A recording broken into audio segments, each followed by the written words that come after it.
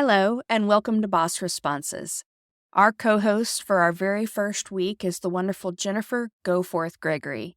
Jennifer brings 15 years of freelance content marketing experience to our conversation. She also shares her experiences and guidance with other content writers, including me, and she wrote the best-selling book, The Freelance Content Marketing Writer. If you haven't read that, check it out.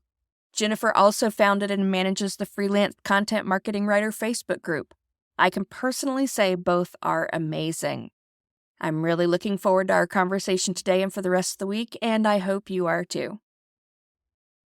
If you're a freelancer, business owner, or anyone who deals with clients, you're in the right place. I'm your host, Treasa Edmond. I've been dealing with clients and running my business for nearly 2 decades, and in that time, I've dealt with my share of doubt, imposter syndrome, and not knowing what to say when a client asks a question I wasn't ready for. I created this podcast to empower you with the boss responses you need to grow your business. Each week, my guest co-host and I will bring you 5 episodes packed with practical insights. Monday through Thursday, we answer your questions. And Fridays, we dive deep to explore how our co-hosts embraced their role as the boss of their business. Welcome to Boss Responses. Let's go ahead and jump into the first Boss Responses question. So the first question is one that I'm often asked by writers, so it's a great one to start. I've been approached by a new client for a project and they want to know about rates. I think my rates are fair and I know I've got the skills to back them up, but I'm worried that if I quote too high, the client might walk away. Super common. Every writer feels this way. You need the work right now, but you're hung up on this more than normal because the imposter syndrome, which all of us feel, is hitting hard. I know I won't be happy if I quit the project too low, and I want this to be win-win. So what's your take on this? I know you hear this one a lot as well. One, I always feel so much empathy for this because the imposter syndrome hits me on any big project, especially books. I always recommend that first, remove yourself from the equation. That gets rid of the imposter syndrome. Value is the value to the client of your project. So if you remove yourself from the equation, then you can actually look at what is this worth to the client. So if the client's only willing to pay $200 for a 1,000-word blog post, you have to look at that value and see whether or not you're willing to make that compromise. If it is actually worth $1,000 to them, then there's no problem quoting that price. So I recommend that you consider the client. You need the work. So what are you willing to give up for that, if anything? And I recommend that you don't make compromises.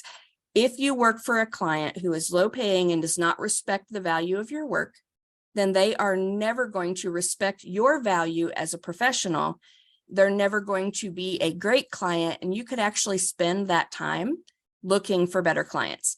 So go with the quote, look at the value, be fair with it. You don't have to gouge people. I have found over the years, though, and I bet you found this too, Jennifer, if I raise my rates, my clients don't blink.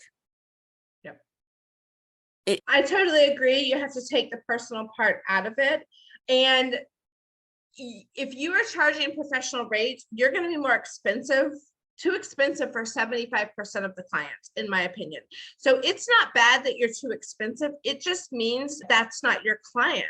If someone walks into a Mercedes dealership and complains that their prices are too high, that they can get a Honda, I like Hondas, but they're different. They're different products. And the Mercedes dealership doesn't care because they just give them directions to Honda because it's a different client. So if they're not willing to pay your rates, that's okay.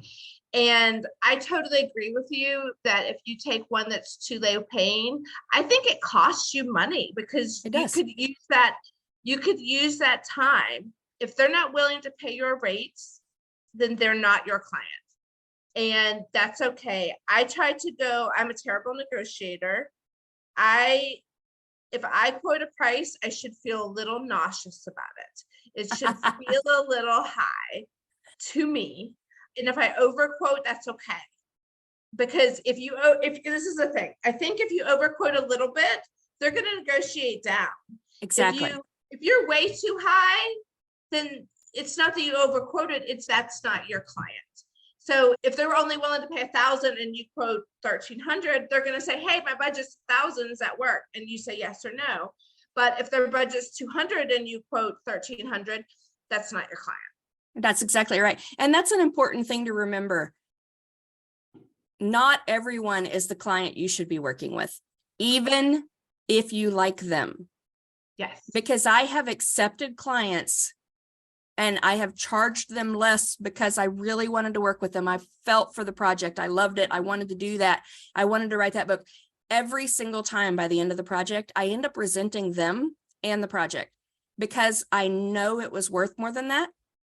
And I know that they would have respected me more in the process if I had demanded that respect up front by respecting myself.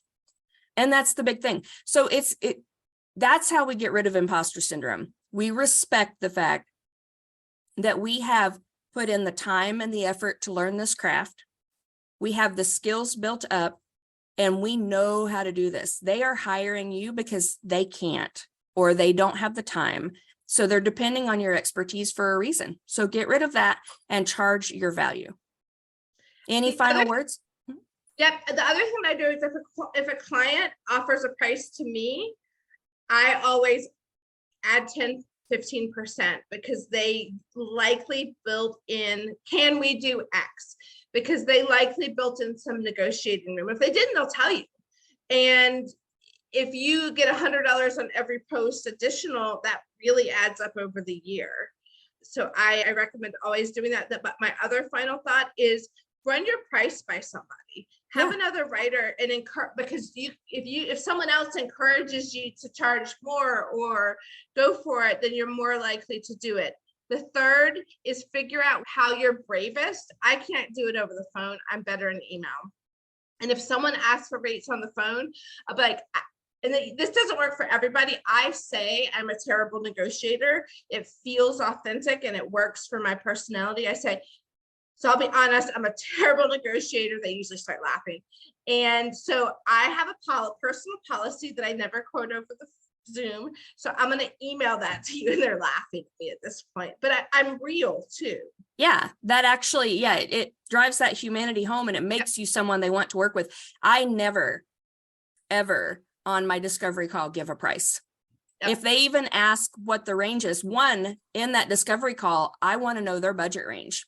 I ask them that. So they're the ones giving me the numbers on that call. I'm not giving them numbers.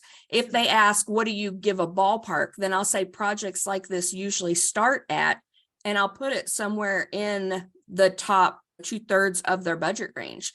And then I look at the proposal and I send it out. And I always send my proposals with 3 rates because I'm usually doing larger projects. I hardly ever do a one-off blog. A one-off blog, I'm just going to give someone price. But I give them 3 rate options. One is very basic, only what you need to finish the job. And then that's usually the lower price range. It usually hits the middle of their budget because I know their budget. The next one is value added. It's all of this stuff. It's a more complete project and it gives me a chance to show my expertise. And then I always include one that's everyone in the kitchen sink. So if we talked in that conversation and they brought up a pain point that they're feeling that I can solve, I offer to solve that in my proposal. And it is amazing. It's probably an 80% of my clients will choose that highest paying package every time. Yeah. They're like, oh, not only is she doing what we need, she's making life easier. So have confidence in that. If it's a bigger project, give them 3 quotes. So start with the one that is, I can do this, but I'm just doing it. And then make yourself really happy with that top one. Perfect. I agree with all of that. I love that 3. I normally don't do the bigger projects, but I think if you're doing that, I think it makes a lot of sense. All right. Thank you, Jennifer, and we'll talk again tomorrow. Thank you for joining us for our first episode of the Boss Responses podcast. If you'd like to learn more about Jennifer and the resources she offers, please check out the show notes. We have links to her newsletters, to her website, and to her book. Also, make sure you join us for the rest of the week as Jennifer helps us answer more listener questions. And on Friday, we'll learn more about her business, and how she runs her business like a boss.